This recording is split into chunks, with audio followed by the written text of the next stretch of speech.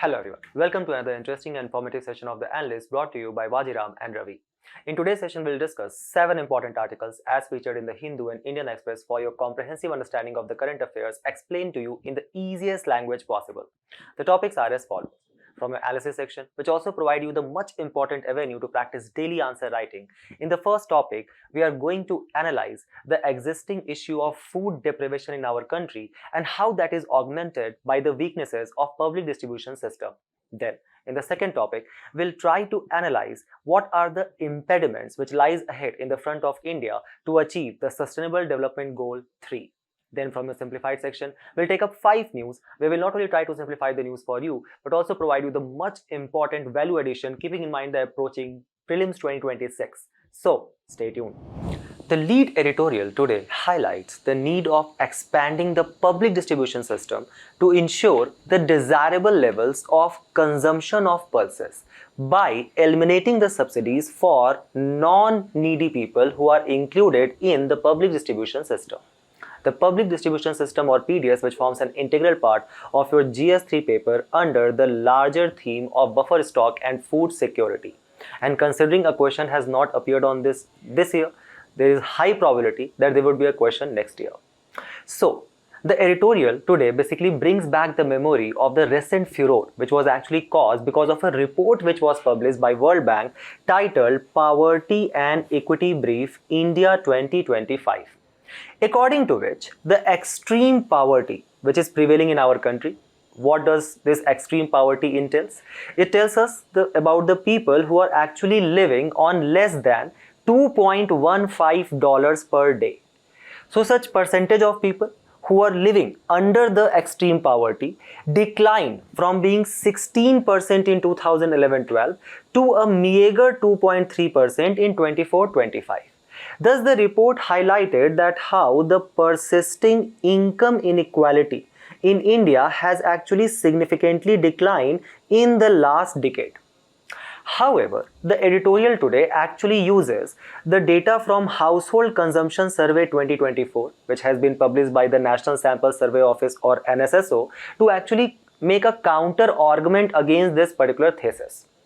So keep this in mind that in our country, as per the official estimates of poverty, we calculate the percentage of extreme poverty in our country not on the basis of income like other developed nations, rather we do it on the basis of consumption expenditure on various kinds of goods and services. This is also reflected from the methodologies which were actually adopted by the various committees which were appointed by the government to calculate the level of poverty in our country. The first such committee was Alakh Committee 1979, which basically kind of said that, let's say for example, there is a certain level of consumption expenditure on food item which is required to reach to a certain level of nutritional requirement for the overall development of an individual. And this minimum threshold of nutritional requirement for which there is a kind of a minimum threshold of consumption expenditure. At that point of time, in the year of 1979, there were almost 33% of the people in our country who were not even able to expend this much of consumption expenditure.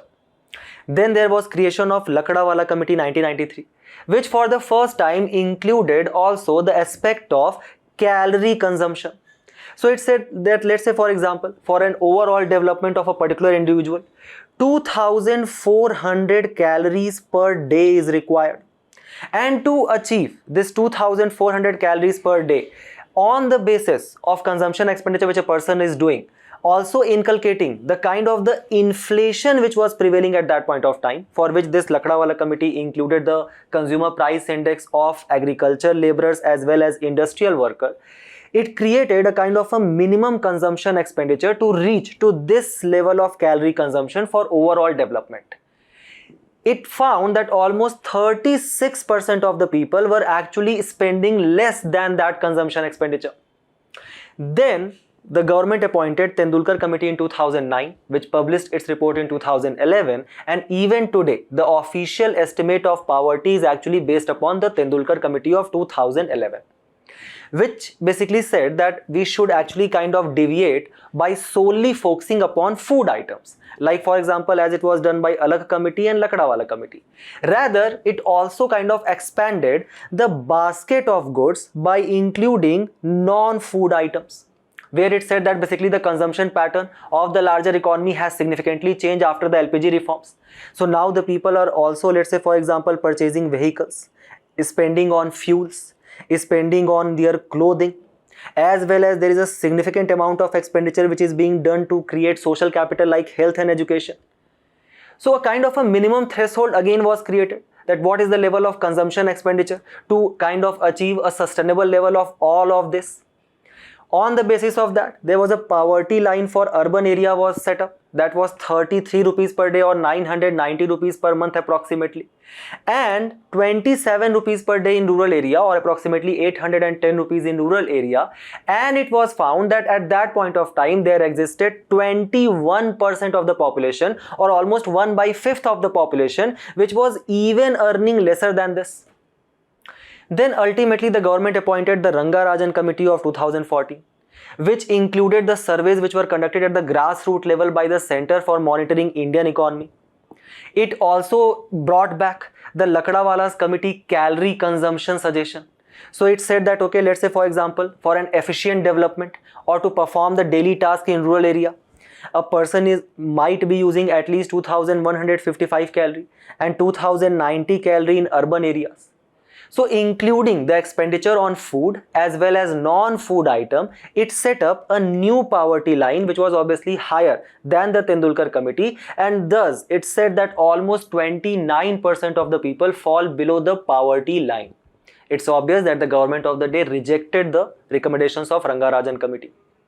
So what we can understand from this particular table is that how in our country we are estimating the poverty on the basis of consumption expenditure majorly. So when the World Bank said that only 2.3% of the people currently in our country falls in the extreme poverty bracket, the today's editorial also uses the household consumption survey. And it says that, let's say for example, if a person wants a nutritious development, then all the basic ingredients one person is required to have, that basic ingredients are available in a thali. So it will contain your rice, your wheat, your millets, your pulses, the various kind of salads, everything. As per the CRISIL report, it takes this thali meal as a consumption metric and says that let's assume that cost of such one thali is 30 rupees. Then it finds out that as per the current income level which our population has, 50% of the rural population and 20% of the urban population cannot afford 2 thalis per day. Also, one major kind of the indicator of poverty, which also includes the various other parameters and thus provides us a more diverse viewpoint, is your multi-dimensional poverty index, which is released by United Nations Development Programme or UNDP, where it measures poverty on the basis of three broad categories. Those categories are health, where it calculates the level of nutrition and child mortality. The second category is education, where your years of schooling and school attendance is calculated. And the third is living standard. So it is a very broad parameter which also includes very essential component of our overall development, like for example the cooking fuel, sanitation, drinking water, the accessibility to electricity, the housing, the assets which one person possesses. By calculation of all of this, the multi-dimensional poverty index found that in the year of 2023, 18% of India's population or 230 million people were multi-dimensionally poor. However, the government highlighted the second data more, where it said that how such multi-dimensional poverty has declined very sharply from 55% in 2005, and in 20 years it has reached to only 18% of the population. The today's editorial highlights that if we have to tackle with this issue of poverty as well as food deprivation which is prevailing in our country, one very important measure by the government is the public distribution system, where it says that if we inculcate the important nutritious food which a person is getting under PDS, like for example rice, wheat, various kind of coarse cereals, like various kind of millets, then this percentage of the population who cannot afford 2 thalis a day actually decline to 40% in rural area and 10% in urban population, because they are now getting a kind of a nutritious thali under the public distribution system. Now the question which shall arise in your mind is, what is public distribution system? So it's a very important social security scheme which is implemented by the Ministry of Consumer Affairs, Food and Public Distribution, where it aims to achieve the objective which has been set to our country or to our government by the National Food Security Act of 2013, which basically promises the beneficiaries a subsidized ration to 75% of the rural population and 50% of the urban population, thus almost covering 66% of the population and providing them a food security. Thus kind of converting this particular scheme from a welfare based scheme to almost a legal right. And the beneficiaries under the public distribution system and National Food Security Act 2013 are actually entitled to have subsidized food at a very low cost. So for example, if you guys are also included in the public distribution system like me, so you guys will get rice 3 rupees per kg, wheat 2 rupees 2 per kg, as well as you will get coarse, various kind of coarse cereals like millets as low as rupees 1 per kg. How the beneficiaries are identified? So first and foremost, remember that this job of identification of beneficiaries is actually kind of given to the state governments. But there are 3 different categories of beneficiaries. The first is priority households. These are decided by the state governments through using various indicators. Let's say for example the socio-economic caste census of 2011. But there are certain guidelines which has been set by the central government, where it says that any such family who have a member and that member is a government employee, or the member is paying income tax, or there is a certain amount of land which is held by this particular family as per the state government's regulation, then such family is not eligible to get subsidized food under public distribution system. Such priority households get 5 kg of food grain per month. Then the government brought Antyodaya Ann Yojana households. So any such landless agricultural laborers, marginal farmers, rural artisans, slum dwellers and any person who are earning their livelihood on a daily basis, they get 35 kg food grain per month. Now there is one issue which exists in this scheme which you guys can identify from this table itself. Do you think that in each and every state there will be a kind of a exact or a static definition of what constitutes landless agricultural laborer, or what constitute a marginal farmer? So such ambiguity which exists in the law itself provides for the loopholes which is exploited by the people. Third is to ensure the meals for pregnant women and children, where free and nutritious meals are provided to pregnant and lactating women and children from the age of 6 months to 14 years through the integrated child development services as well as midday meal scheme. Now, what is the role of the central government and the state government? So first and foremost, the central government procures the food grain. So you guys can recall from the last lecture how we were discussing that the government says that the rice and wheat which is being produced by the farmers, the government procures that at a minimum statutory price or MSP. It is procured from the farmer by the central government and it is stored into various warehouses across the country by the Food Corporation of India. The Food Corporation of India, which is a central government body, is then responsible for transportation and bulk allocation of these food grain to various state governments on a central issue price. What is this CIP? CIP is nothing but the kind of the subsidized price which has been set by the government. 3 rupees per kg for rice, 2 rupees per kg for wheat. Then it is the state government's responsibility first and foremost to identify the eligible families on the basis of socio-economic caste census, or for example the people who are falling below the poverty line as we were discussing from the Tendulkar committee. Then the state government issue ration cards to these people and this grain is distributed to the larger public or the larger beneficiaries by the fair price shops. So remember, the licensing of this shop, that who will get the license of this FPS, as well as the management of this FPS lies directly in the hand of state government. These FPS then ensure that they sell this food grain to the beneficiary at the central issue price itself.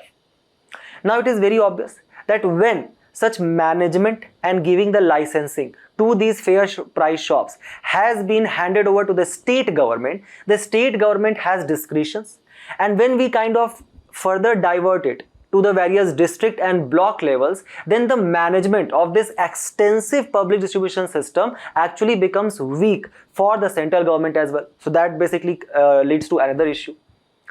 The next line of argument is how far this public distribution system has fared in this role, and this is the major criticism of the today's article, where it basically tells that how in the Global Hunger Index 2024, which has been released by the Wealth, Hunger, Life and Concern Worldwide, India has ranked abysmally low under the serious category, where India is among 42 countries that fall within the serious category alongside other notable members like, for example, our dear neighbor Pakistan, Afghanistan, Bangladesh, Nepal and Sri Lanka. They have actually shown better global hunger index scores than our country. They are listed in the moderate category.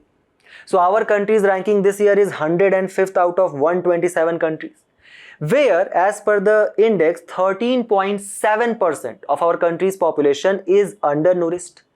35.5% under 5 children are basically stunted, so they have low height for their age, and 18.7% children are wasted, basically they have low weight as it is required for their overall height. If we are saying that there exists such an extensive public distribution system where subsidized food is provided to almost 66% of the population of the country, and then our country ranks such abysmally low at the Global Hunger Index, don't you think that basically tells us about the prevailing corruption and loopholes which exist in this public distribution system? Also, when the government is saying that we are providing you subsidized food, it becomes obvious that the government basically wants that such people who were basically kind of major share of their income were actually being diverted to in the purchase of food, now shall be diverted to other essential components to maintain their livelihood. Let's say, for example, to ensure education to their children, to actually avail good quality health care. However, the report or the editorial today itself highlights the Household Consumption Expenditure Survey of 2024, according to which, if we refer to the average monthly per capita expenditure in the rural area, 46% of that actually goes to food. Even in urban areas where we are talking about the large cities, sky-reaching buildings, the kind of the show off of various kind of wealth and luxuries which takes place in urban areas, even despite all of that, 39% of the monthly per capita expenditure actually goes to nothing but food. Now this raises a very important question. So let's assume that you people belong to the high earning incomes, right? High income households. And you people are earning 10 lakh rupees a month. So it's very obvious that when you are earning 10 lakh rupees, and even if 46% share of that is going to food, even after that you guys have substantial income to actually invest in the other meaningful activities, like for example to gain good quality education, to have the use of, let's say for example, skill yourself in the various emerging components of artificial intelligence. At the same time, when you are spending a good amount of income, let's say 10,000 rupees per month in your diet, that basically also entails that you are basically consuming nutritious food. Like for example, you are consuming various kind of green vegetables, you are having nariyal pani, sometimes on good days you are also having avocado. The point is that with nutritious diet, it's very obvious that your health component is increasing and thus your out of pocket expenditure on health is declining. But if we look at the bottom income fractile or 0 to 5% of the population, it's very obvious that first of all, they are multi-dimensionally poor. 18% of the population, 230 million people. So first and foremost, they don't have the money at all. Even after that, if they are spending 46% of their income to the food category itself, do you think they have enough income to kind of educate their children, the next generation? And if not, don't you think that the vicious cycle of poverty is still going to continue? This issue arises because of the prevailing issues and loopholes which exist in the public distribution system. We'll try to understand this by the various data which has been published in the newspaper itself. The first and foremost is the inclusion error, which basically kind of showcases the prevailing corruption at the various government bodies, where the whole noble objective is actually lost at the surface level. Why? Because in public distribution system there takes place leakage and the diversion of food grains, where various intermediaries basically divert the food to the market to kind of sell them at market retailing price or MRP. And they do this by creation of fake accounts, which are also called as ghost accounts. How they do that? So let's say, for example, there is a person who is having an Aadhaar card. So on that one Aadhaar card, various accounts are open, and these accounts are also enrolled in the public distribution system. There are also kind of collusion with the various state level machinery and bureaucracy there as well. Then there is also issue of ghost card, where there is a person who was beneficiary of this public distribution system, but that person has unfortunately died. But still, his ID card is actually being utilized to kind of avail such ration. Just look at the data, how very recently Uttar Pradesh weeded out the highest number of ration cards, and that was 72.6 lakh. So almost 72.6 lakh ghost cards existed in Uttar Pradesh, availing such high level of subsidized food on monthly basis and then selling them into the market. As per the 2015 order, now the state governments are required to review the list of beneficiaries every year for the purpose of deletion of ineligible families and inclusion of eligible families. Then there exists policy blindness, which leads to exclusion error as well. Policy blindness, for example, the failure of biometric authentication of Aadhaar card which can take place, a prevailing issue which we have been discussing very repeatedly. The second can be the digital divide which prevails in the rural area, which can lead to kind of failure of such biometric authentication. Or the third is the kind of the ambiguity which lies in the law, where there does not exist any uniform definition of marginal farmers across the state, and thus there takes place high scale exclusion. As estimated, almost 2.8 crore people who could have been the eligible beneficiaries were actually left out of the public distribution system in the state of Uttar Pradesh itself. Almost 1.7 crore in Bihar, 90 lakh people in Madhya Pradesh. The third major issue was highlighted by the Comptroller and Auditor General's report of 2022-23, where it basically kind of lamented the inadequate storage capacity which prevails in the public distribution system. See, look at this particular table. Here you can see that how the crop production in our country has almost significantly increased in the previous 5 years thanks to the good monsoon which we had, or the La Nina period which we were facing. So because of that, the good rainfall was taking place, the crop productivity was very high, and food production almost reached to 332 million tons by the year of 24.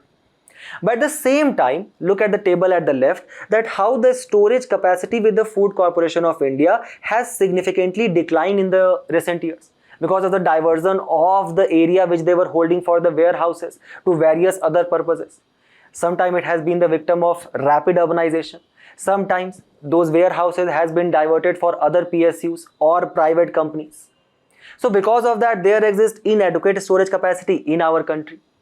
The idea is that even today in 2025, where the Western nations are basically facing the kind of an advanced food processing and storage system, in our country there is still exists the issue of plinth and coverage system, where large scale food grain is actually covered by tarpaulin, where it becomes the victim of various kind of pest attacks or disease.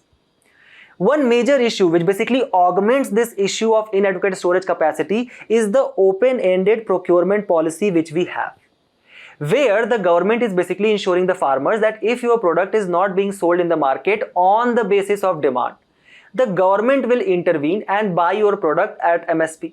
So kind of giving you a backing there for your food grain.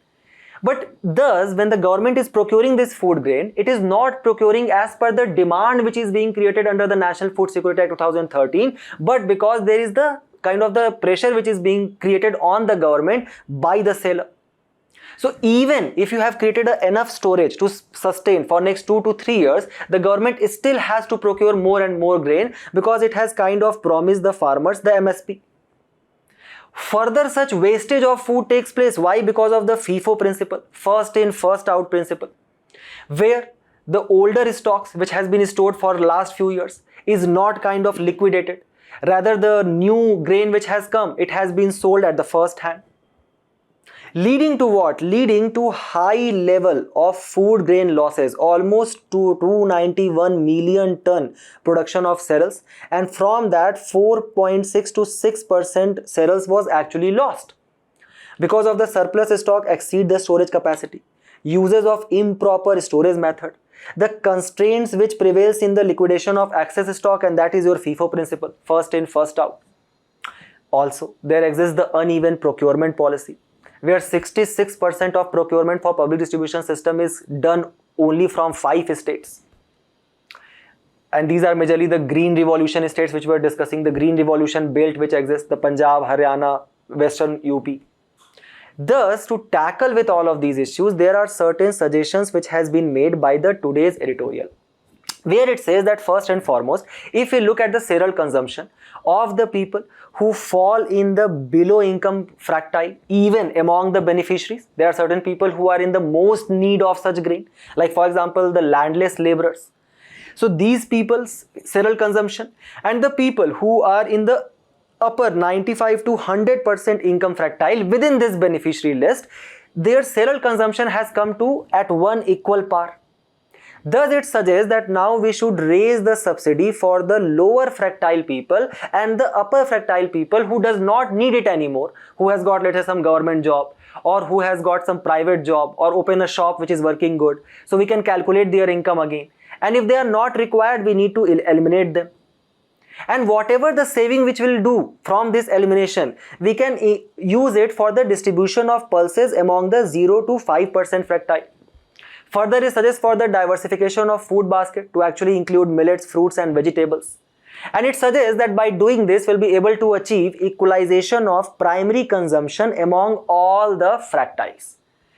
A similar line of suggestions were also given by the Shanta Kumar panel, which you guys should use in your answer when you are writing the public distribution system. It suggested that how we need to improve the FCI's operational efficiency and financial management. And for that purpose, it suggested to amend the National Food Security Act 2013 to reduce the beneficiaries from the current 66% to 40%. And for again the kind of the bottom income fractile, the supply shall be raised to 7 kg per person from 5 kg, at least for the priority households. Then the FCI shall diversify the procurement by not only focusing upon these 5 major green revolution belt states, rather to also start procuring more from the east and northeast India. That will also act as a kind of an incentive for the people in the green revolution belt to diversify their crops. And the FCI shall also focus on the competitive grain supply, where procure only that grain which is required under the ambit of National Food Security Act 2013 and not to be pressurized because of the MSP demand of the farmers. So keep this all suggestions in your mind, attempt this particular question, and we move forward to the next news, where the editorial highlights the key impediments which lies ahead in the road of India to achieve the Sustainable Development Goal 3 and provide for certain suggestive measures. The Sustainable Development Goals, which forms an important component of your GS3 paper under the larger theme of inclusive growth, and the Sustainable Development Goal 3, which basically aims to achieve health and well-being for all, forms an important component of your health sector under the GS2 paper. The first question which shall arise in your mind is, what are these Sustainable Development Goals? So imagine a dystopian future of the year 2090. Where your children are reading a historical book, the book titled Viksit Bharat at 2047, where they are actually amazed to read that once upon a time in their country India, there existed forest and tree cover on almost 24.6% of land as per the Indian State of Forest Report 2023.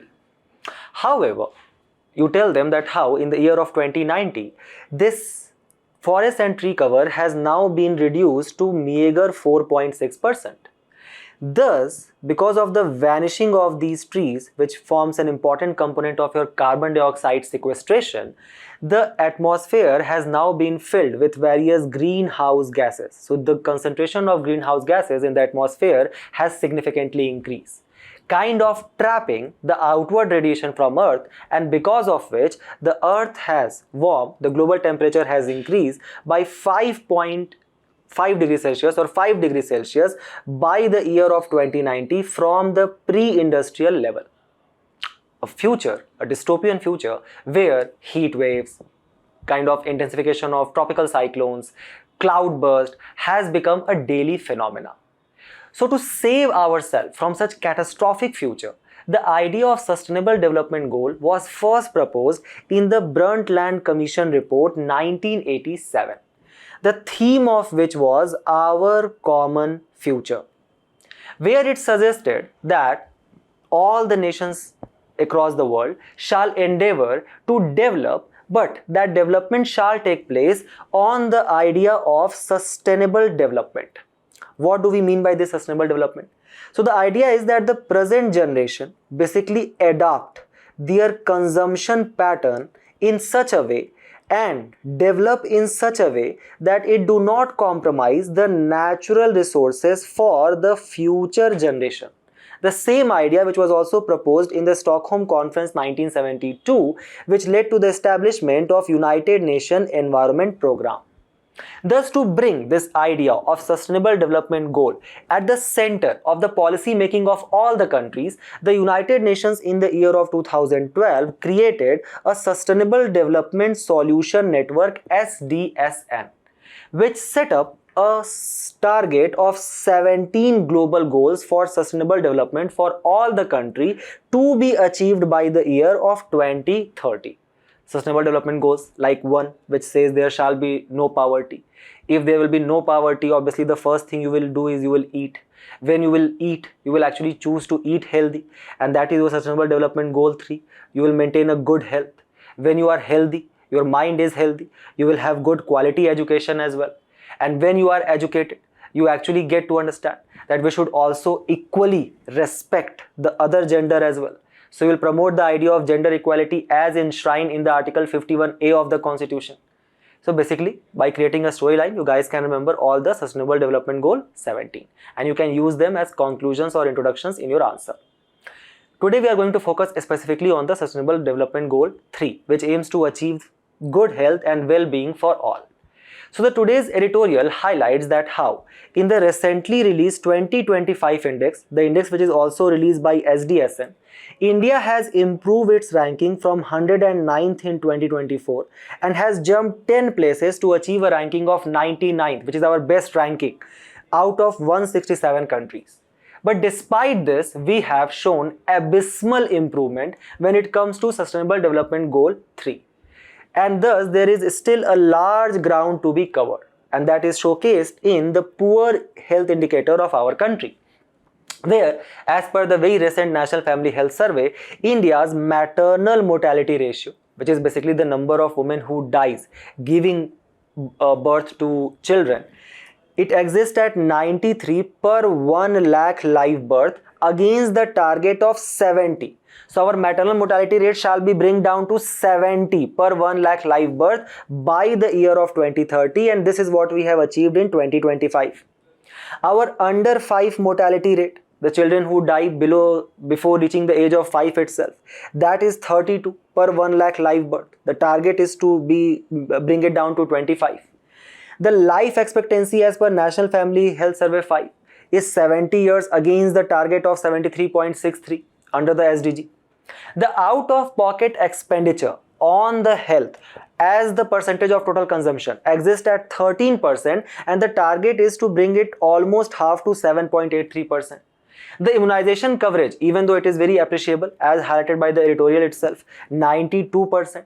But again, we have not able to achieve the universal target of 100% immunization of the pregnant, lactating and the children till the age of 5 years. So to achieve this Sustainable Development Goal target, what has been the government of India's response? The National Health Policy 2017 actually envisaged to raise the health expenditure by the government to 2.5% of the GDP by the year of 2025.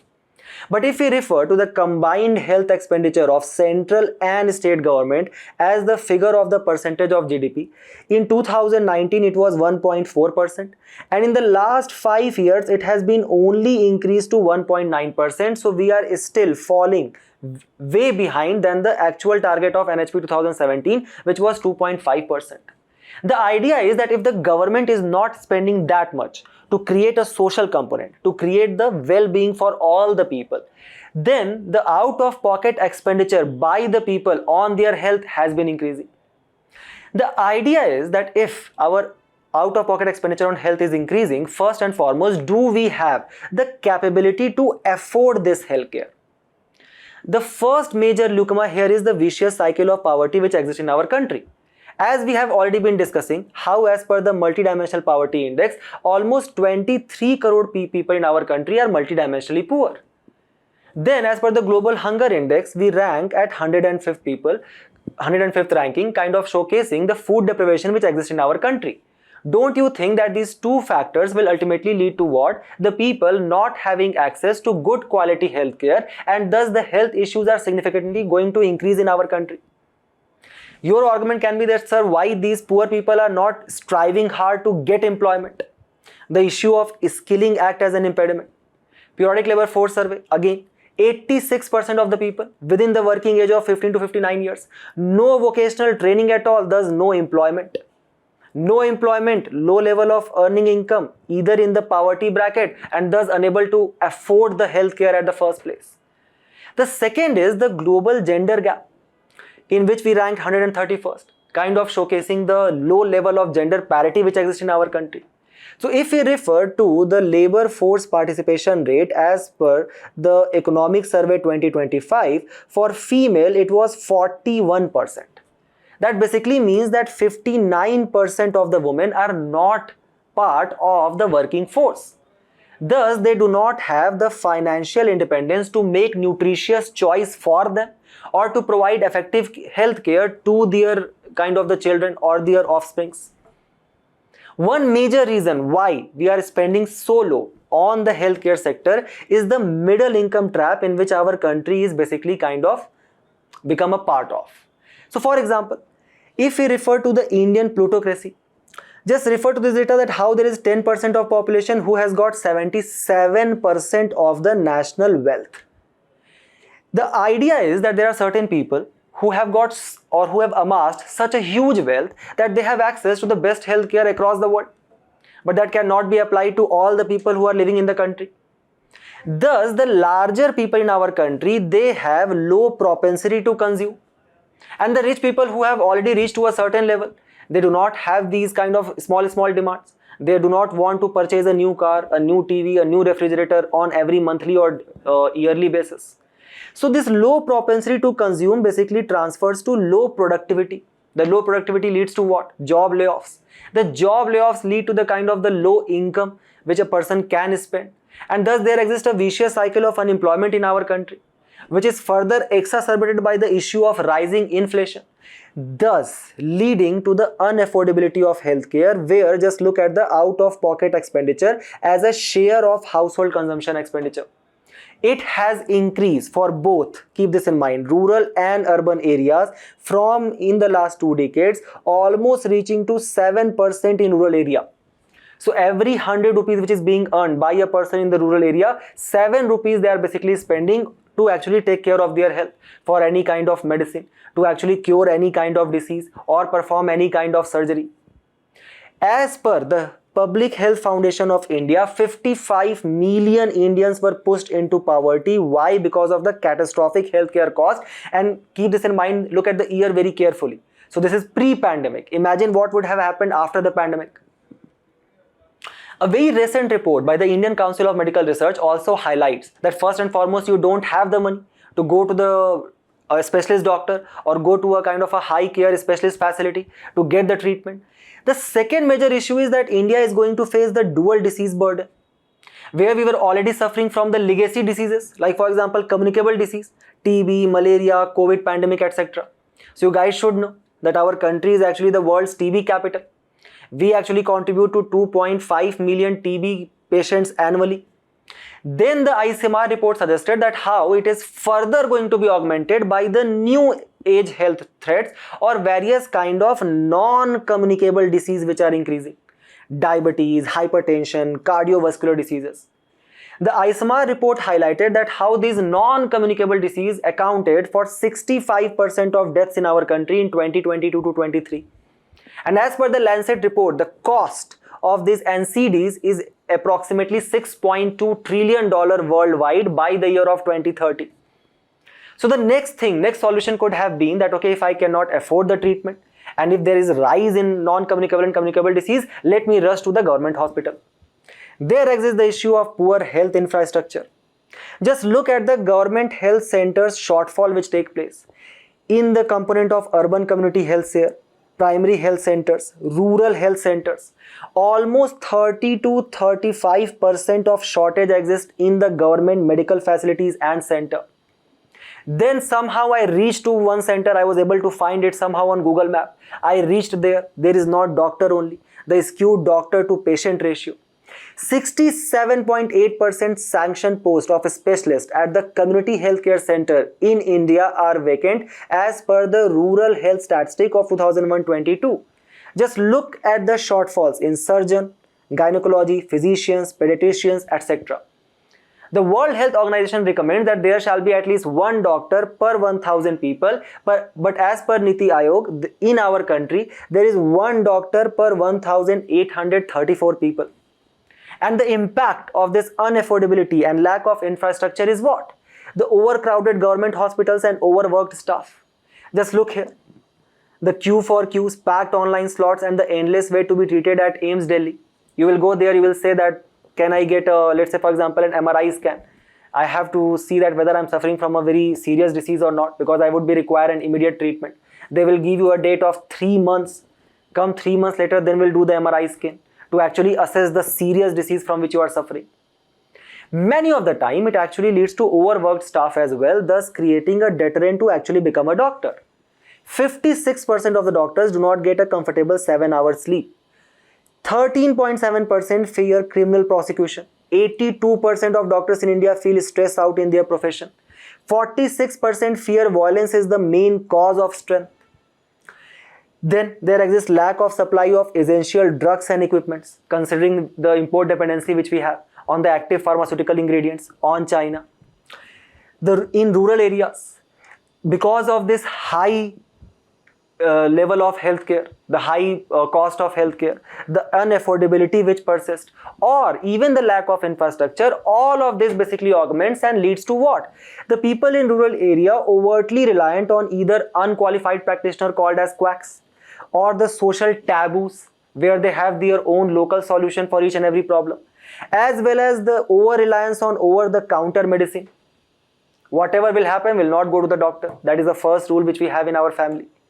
Then the vicious cycle of medical poverty. So because of the various disease you are suffering from, don't you think the overall labor productivity of demographic dividend is going to decline as well? And because of this declining productivities, it is very obvious that the kind of the optimum level of functioning which you could have performed and earned up to a certain level, you are unable to do so. Ultimately, because there is lack of public health infrastructure, the people are basically kind of being diverted to the private sector, where this private sector, in the absence of alternative, are actually indulging in various kind of fraudulent practices. Where for example, you go to under the Ayushman Bharat scheme, and you say that, okay, my cost is covered here up to 5 lakh rupees. But these private healthcare centers are making bill of 7-8 lakh rupees. So there are such fraudulent practices also which are taking place. So what are the initiatives which the government of India has taken till now?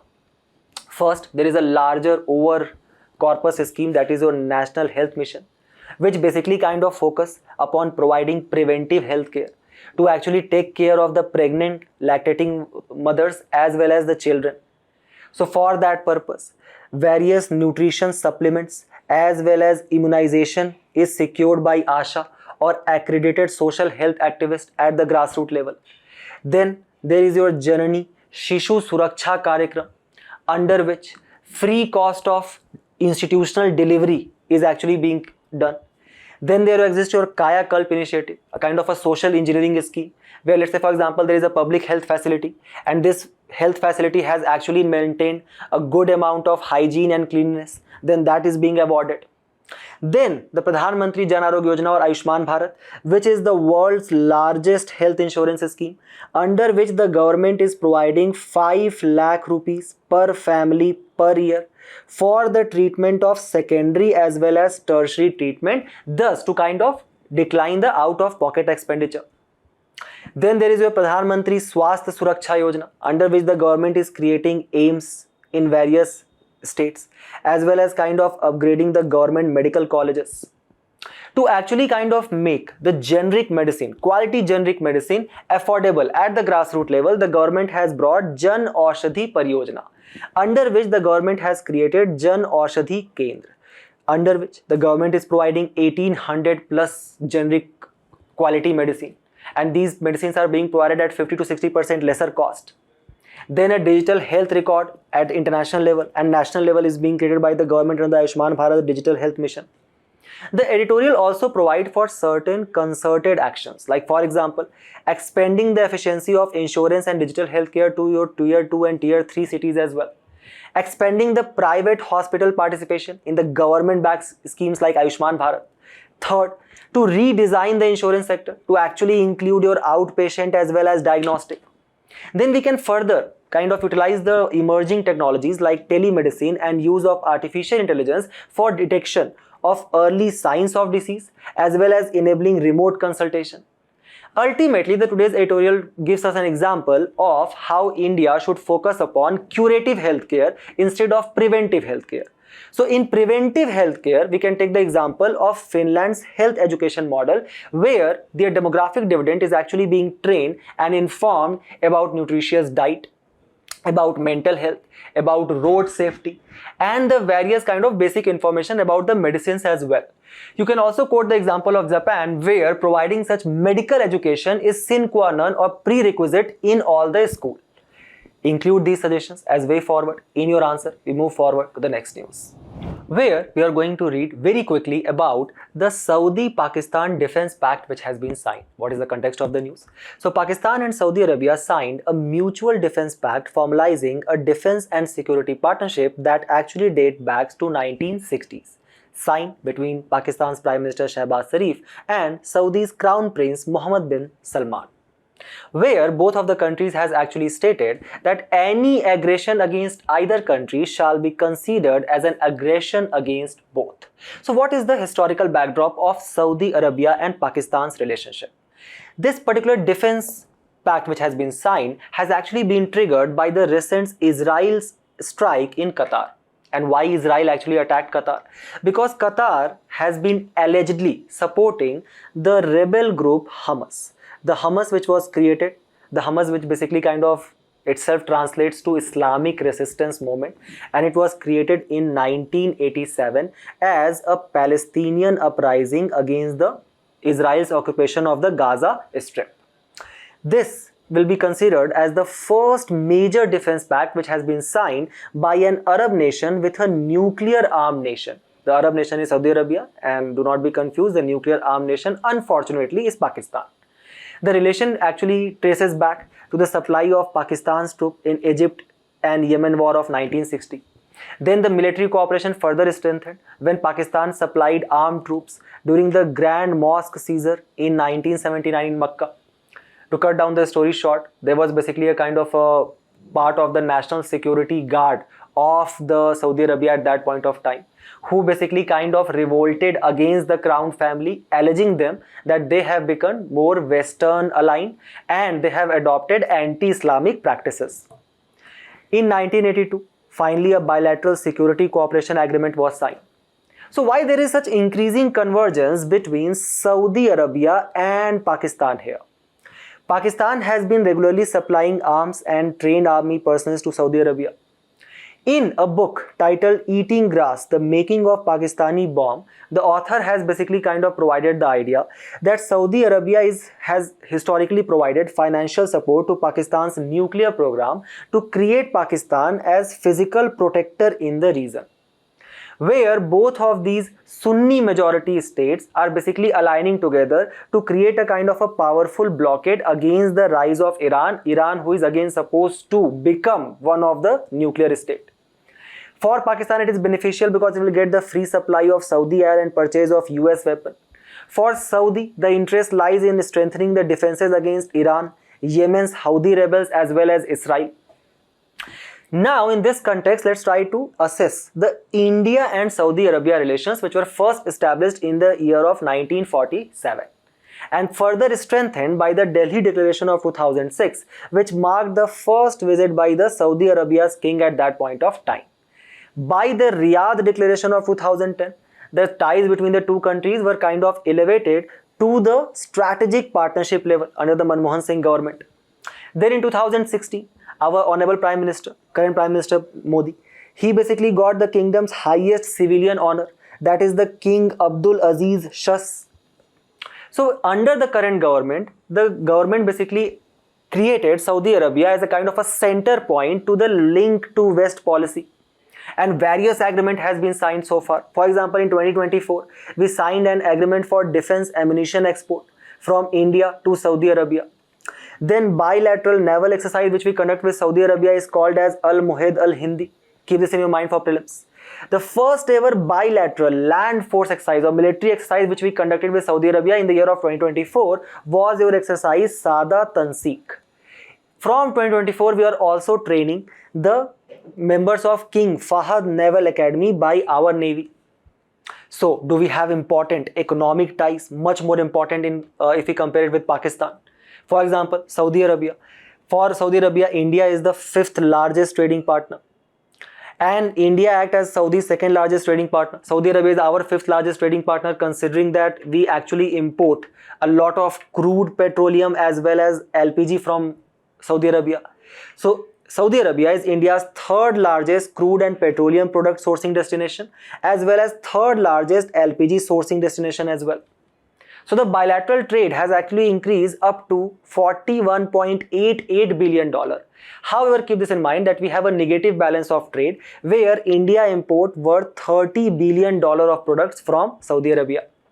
Both of the countries' maritime strategic alliances also basically converges to one point where we have a maritime India vision of 2030 and Saudi's vision of 2030, under which there is a Jeddah to Mundra trade route, maritime route which has been created. Creation of various shipments by Saudi Arabia's folk maritime services, which will actually kind of curtail down the import cost which we were incurring earlier. Then the India's Matri digital platform has been created for the harmonization of maritime trade.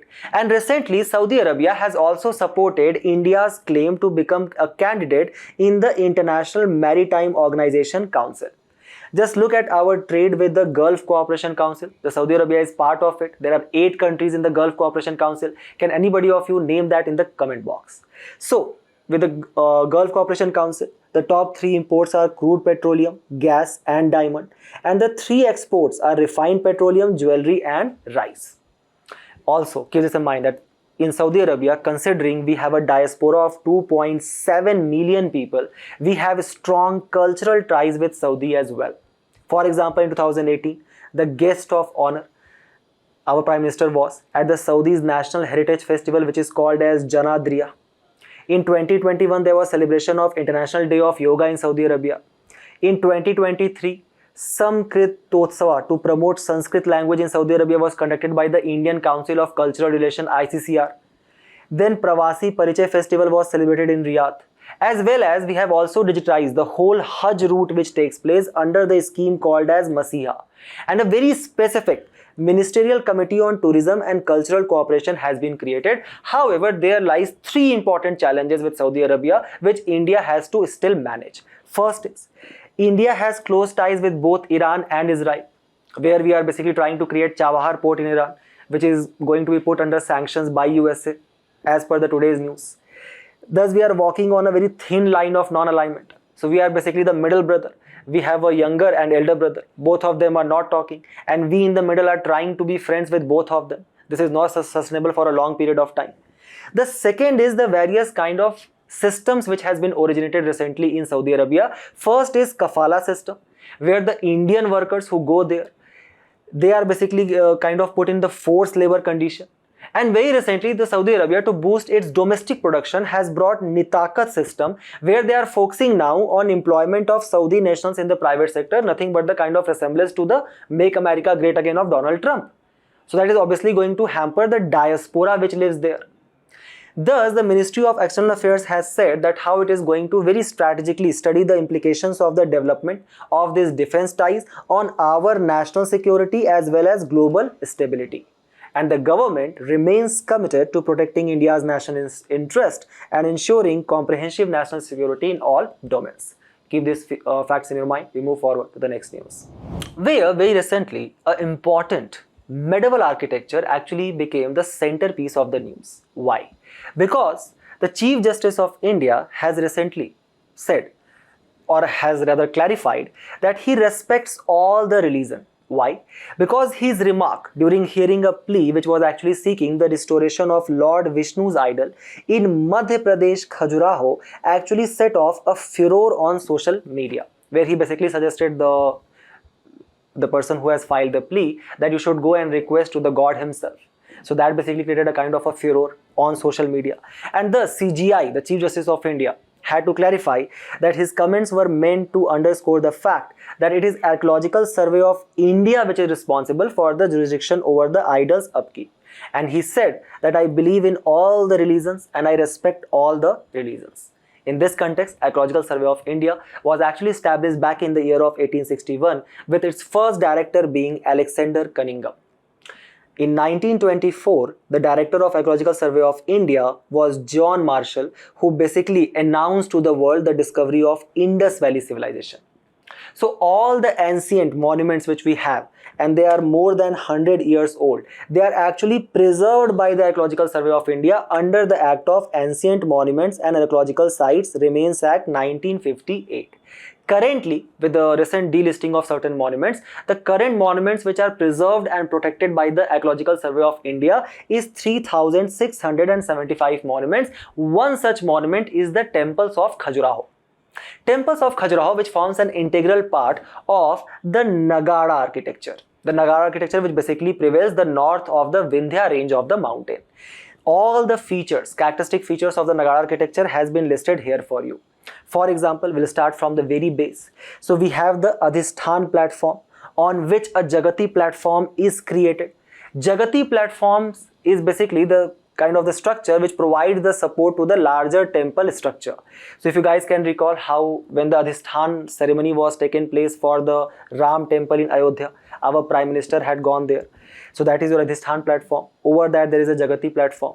Then there exists the Garbhagriha, which is basically considered to be the sleeping place of the chief deity.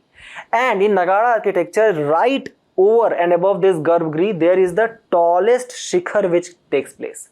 The shikhar is mounted by the Amlaka, and over the Amlaka there is a Kalash which is kept. Then in the Nagara architecture, what people started creating. So see, when these temples are being created, they are being designed as the abode of the deity. As per our Purans like Vishnu Puran, Matsya Puran, the place where our deities were living were basically resembling the Meru Parvat. So now when the temples were being created in the Nagara architecture, they were basically kind of reflecting the Meru Parvat at that point of time. So now when they are creating this, the shikhar, they started creating just like how we look at the mountain ranges. So a top mountain where the deity is supposed to believe, and then smaller mountains which are basically called as Uru Shringas or subsidiary shikhar. Then in the front of Garbhagriha there exists the Mahamandapa as well as Ardha Mandapa. So shikhar which basically represents what? The Meru Parvat. The Garbhagriha which is directly under the tallest shikhar. At the Garbhagriha entrance you will see various smaller deities like Ganga, Yamuna, Yaksh, Yakshani. In the Nagara architecture, there is generally absence of large-scale railings and gateways, that is Vedikas and Toranas respectively, which is more identical feature of the Dravidian architecture. So we have read about the Jagati platforms, and such platforms are also created in various styles, majorly being the Panchayatan style. One such very classic example of this Nagara architecture is the temples of Khajuraho, which were built by the Chandela dynasty, which ruled from 831 to 1350 C.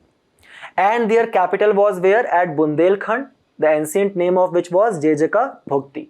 where these temples also contains various erotic sculptures which were basically derived from a text called as Kam Sutra, and Kam Sutra was written by Vatsayana, where these sculptures, when they were creating these shikhars, they incorporated two major style of shikhar.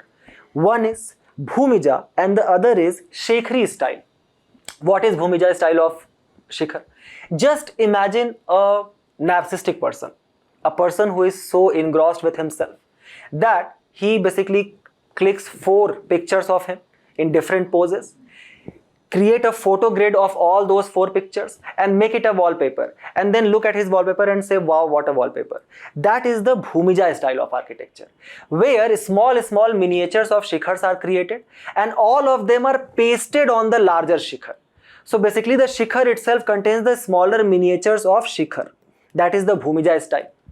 The second is the Shekhri style. In Shekhri style of architecture, even on the shikhar, small abode of deities are created, as you guys can see here, and thus it basically kind of represents a larger assembly of the gods which is being created under the pattern of the chief deity. That is your shikhar style of architecture. So when you look from the down below, you will actually see that there is a large scale mountain and a river is flowing from your Meru Parvat. That is your Shekhri style. Both of these styles became a classic example of the Kandariya Mahadev temple, which you guys can see in the picture, which forms the part of the Khajuraho school, the place which was also visited by the very famous Chinese traveler Xuanzang. Can anybody tell in the comment box that which particular Pushyabhuti dynasty ruler was ruling at the point of time when Xuanzang visited India and studied in Nalanda University? Now, when we talk about the Khajuraho group of monuments, they are also the part of UNESCO World Heritage Sites, which contains not only Hindu temples but Jain temples as well. Certain important temples and their patrons has been mentioned, like for example Lakshman temple created by Yashovarman, Vishwanath temple created by Dhanga, and Kandariya Mahadev temple created by Vidyadhar. And these temples has been mentioned and found in the narratives of Tahqiq-e-Hind written by Al-Biruni, who basically accompanied Mahmud Ghazni, who was invading our country at that point of time. Keep this in mind, that when Mahmud Ghazni was invading our country and was discrediting our temples, like for example how he did with Somnath temple, the one such assumption is that he also attacked the Kandariya Mahadev temple. And thus a replica of that, or a little Khajuraho temple, was created in the Bhanddev temple in Rajasthan.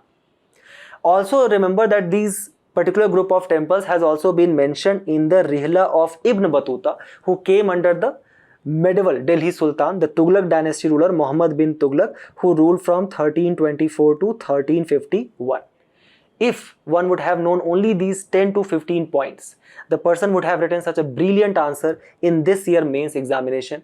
A very important lesson which I want to derive you or to all of you here is that the prelims and mains are one thing and same. They are not different. We move to the next news, where we'll talk about the recent tax cuts which has been done, or the cut in the tax rate by the US Federal Reserve, which is nothing but the elder brother of the Reserve Bank of India, the Central Bank of the United States of America. So what has happened? On Wednesday, the Federal Reserve, the Central Bank of United States, basically brought down the interest rate by 25 basis point or 0.25%. So let's say for example earlier, if the loan was being given by the US Federal Reserve or the Central Bank to the smaller banks of USA at 6%, now it will be given at 5.7% in the latest monetary policy review. Why did the Federal Reserve has actually cut the interest rate? So the today's article in the Explained basically highlights that it is the mandate of the Federal Bank of USA to achieve the maximum employment and to keep a stable prices in the economy. Like for example, even our monetary policy committee. So it has been targeted that we keep the inflation rate between 2 to 4% in the ideal situation. Now the point is that when we are talking about these two mandates, did till now US Federal Reserve has been able to achieve that? Let's see. Look at the unemployment rate, how it has kept at a historical low of 4.3%. So it reached at 8.4% in 2020. Even after 2022, because of the K-shaped recovery which US's economy is facing, where only certain sectors has been able to recover till now, the unemployment rate has remained stable and it has not declined. Second, what about the inflation? So look at the consumer price index, how it almost reached to 9.1% in 2021. And from then, even today, it is only at 3%. So it has not significantly declined even in the August 2025. Thus, the USA's economy is actually facing the issue of stagflation. What is stagflation? So first, let's try to understand Phillips curve. Phillips curve says that as the inflation increases, that basically is showcasing that there is large scale demand for product. If the demand for product is increasing, the companies will start producing more. If they will start producing more, they will employ more people.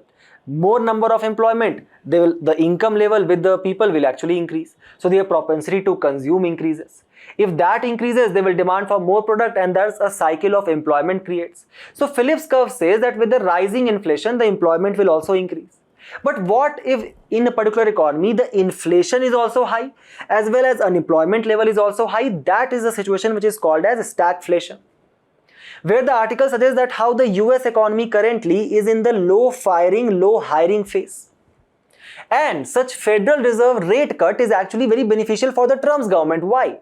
Because in US, the government itself is the biggest borrower from the US Federal Reserve. So if the US Federal Reserve is basically kind of cutting down the interest rate, it is more beneficial for the borrower like US government itself. The government will borrow more, and by borrowing more, it will do more capital expenditure, thus maybe creating more jobs. What is going to be the expected impact on the Indian economy? So to understand that, let's first try to understand what is monetary policy. It basically refers to the supply of money and the cost of credit or interest rate. When a central bank wants to boost the economic activity, it makes it cheaper for the people to borrow, as it has been done by the US Federal Reserve. When it wants to rein in the inflation, it makes the borrowing more costly.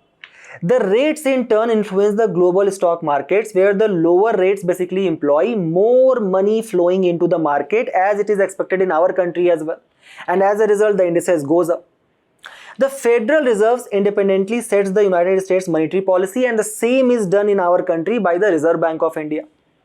So now, when they have basically lowered down the interest rate, do you think that our companies can borrow more from the US market? Absolutely. So external commercial borrowings will become cheaper. Following that, the Reserve Bank of India may also cut down maybe the repo rate much lower. Thus, the borrowing in our country will become cheaper. There will be more money with the people, more money. Festive season is coming. You will start buying unnecessary things like iPhone 17, right? More iPhone 17 you will buy. The demand of iPhone 17 increases, production increases, the employment will also increase. At the same time, it will lead to higher foreign inflow in Indian market. Why?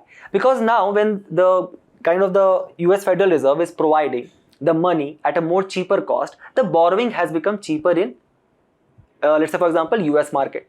So the US companies now, if they will go to park the money with the US Federal Reserve to give the money to US Federal Reserve and say, give me interest rate, don't you think they will not get that much of interest rate? So obviously, as a result of that, for them, keeping the money with Federal Reserve has actually become less attractive. It is more attractive to actually invest in Indian stock market or give a loan here. Thus, because of this carry trade or higher yield, there will be higher foreign inflow in the Indian market. More dollar coming into our country, the Indian rupee will appreciate, our imports will actually become cheaper. If we refer to the India's monetary policy, which is managed by Reserve Bank of India, the repo rate is the rate at which basically the collateral backed loans which are offered to the banks by RBI, or at the rate at which the banks borrow the money from the Reserve Bank of India. If repo rate has decreased, the money supply increases because borrowing has become cheaper. Higher employment, higher propensity to consume, higher industrial productivity, higher job.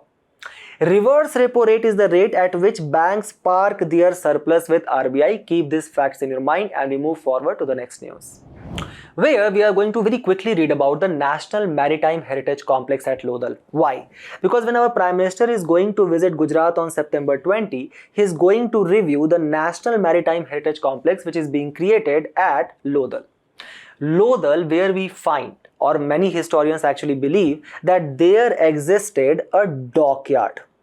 A dockyard at that point of time which could have been directly connected with the Arabian Sea. And thus, a kind of an international trade was being conducted at that point of time by the people of Indus Valley civilization to various places, like for example to Egypt and Dilmun, which might be the modern day Oman. So for example, in the ancient Egypt's ruler, we actually see the certain artifacts which belong to Indus Valley civilization. So that also establishes the kind of the maritime trade which might have been taking place. And for that, dockyard at Lodhal actually act as a kind of a good example. Here they were actually having sluice gate and spill channels to actually maintain a kind of a consistent amount of water flow, and they were diverting this water to this artificial dockyard which they had created, connecting it directly with the Arabian Sea by diverting the water from two river streams, Sabarmati and Bhogavo. And thus Lodhal was once a prominent trading hub, a symbol of India's maritime strength and prosperity, because it served as a thriving port 5,000 years ago. Remember that at Lodhal, unlike the other cities, we actually see raised citadel as well as lower city. Here the citadel is not like at the other platforms. If we look at the Mohenjo-daro, so the citadel is actually created at an artificial platform.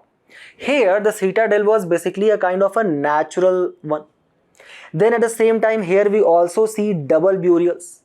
At the same time, remember, we extensively read about the drainage system which existed in Mohenjo-daro. We read about the underground drainage network which existed at Dholavira. However, there existed a great flood control mechanism in Lodhal, which might have been used if we would have kind of adopted it in the case of the Punjab floods. At the same time, just look here how they created a block of bricks in the main drainage canal to actually create a solid waste management system 5,000 years ago. Beside that, the major features of all the important Harappan cities has been given here, from your Harappa, Kalibangar, Dholavira, Rakhigadi. Like for example, how the great granary and mother goddess we find at Harappa. Or for example, at Kalibangan we find the bangles, fire altars, plot field. Also remember that how these important sites were actually on the bank of major rivers which has been highlighted. Keep this in mind that now there are new NCERTs which has been published for class 6 and 7, and they have incorporated new piece of information which you guys should remember. Like for example, look here at the new NCERT, how it says that housing area in Dholavira with perpendicular streets in the middle town. Also, it is the Dholavira where the foundation of the most buildings were actually made with the stone. And Dholavira is the only city which had 3 distincting zones, not 2 like other cities. This could actually become a statement in your prelims examination. So keep this in your mind and we move forward to the last news of the day, where we are going to quickly read about Employees Provident Fund of India, or Employees Provident Fund Organization, EPFO, which has been in the news because it has launched a new facility called as Passbook Lite within its members portal, where it will provide a summarized view of the passbook with contributions, withdrawals as well as current balance. Currently, the members were actually required to log in separately to a passbook portal to actually check their provident fund details. Now they are not required to do that. So all the systematic delays in the dual login system, now that will be removed, and thus improving the operational efficiency by reducing load on the passbook portal. Also, it will contain a specific annexer key which will now include all the information which you want to add in your EPFO account, such as for example change in job, promotion or transfer. If we refer to the recent data of 2024, the total cumulative membership of EPFO was around 29.7 crore people in our country, and the projection is that EPFO is going to keep on adding at least 15 to 16 lakh members per month. The question arises, what is EPFO? EPFO is a very important social security arrangement where it basically provides for various facilities like provident fund, pension scheme, insurance scheme. Basically, it treats or caters to only the organized sector. Now, there are different definitions for this organized sector. First is, let's say for example, there is an establishment which is actually using the electricity. So in that particular case, it shall have minimum 20 employees. If there is particular organization which is not using electricity, so for them the classification is further lower than 20 employees actually. And it is administered by an act, and that act is Employees Provident Fund Act of 1952, where let's say for example if I am giving a contribution from a certain share of my salary, an equal contribution is made by the employee as well as the employer. So let's take the case study of Tom here. Minimum time period for which I can keep my money with EPFO is your 6 months. The contribution is, let's say, 12% of my salary. So my boss Jerry here will also contribute 12%. And the interest which will be offered, that will be on the accumulated fund. And no tax reduction is actually done on the amount which has been kept in the EPFO. There are certain limitations on the withdrawal. First and foremost, if there is someone who has retired from the service after attaining the 58 years and then wants to join EPFO, then he is not available. Second, if you retire on the account of permanent incapacity, then you cannot enroll in EPFO. Or if you are already under any other social security agreement, which you guys can see here. So keep all of these facts in your mind, keeping in mind the approaching prelims 2026. And with this, we have reached to the end of our discussion today. Do not forget to attempt the questions at the end of the video and test your knowledge. We will meet in a very interesting discussion very soon. Till then, all the very best for your preparation and thank you.